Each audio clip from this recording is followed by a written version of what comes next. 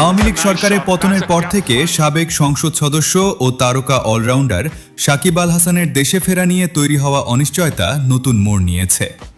যুব ও ক্রীড়া প্রতিমন্ত্রী আমিনুল হক স্পষ্ট জানিয়ে দিয়েছেন, সাম্প্রতিক রাজনৈতিক অবস্থানের কারণে স্বাভাবিক প্রক্রিয়ায় সাকিবের দেশে ফেরার আর কোনো পথ খোলা নেই।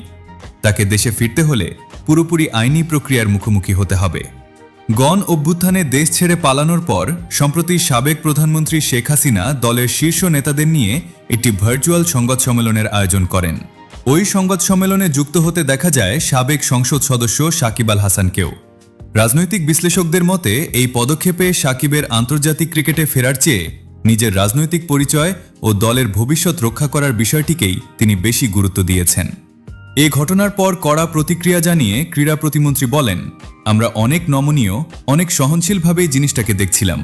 এরপরে আর মনে হয় না যে ওইভাবে চিন্তা করার সুযোগ আছে। আইনি পদক্ষেপের ইঙ্গিত দিয়ে তিনি আরও যোগ করেন, যে স্বৈরাচারের মঞ্চে উঠেছে তার তো আর স্বাভাবিকভাবে আসার সুযোগ আছে বলে মনে হয় না। একজন খেলোয়াড় হিসেবে যেটা আমরা চিন্তা করছিলাম, আমরা নমনীয় ছিলাম। এখন আর কোনো সুযোগ নেই। সে যদি আসে তাহলে আইনগতভাবেই আসবে।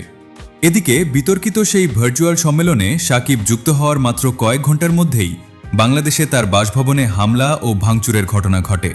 দুষ্কৃতকারীরা বাড়ির জানালার কাজ ভাঙচুর করার পাশাপাশি আগুন দেওয়ার চেষ্টা চালায়।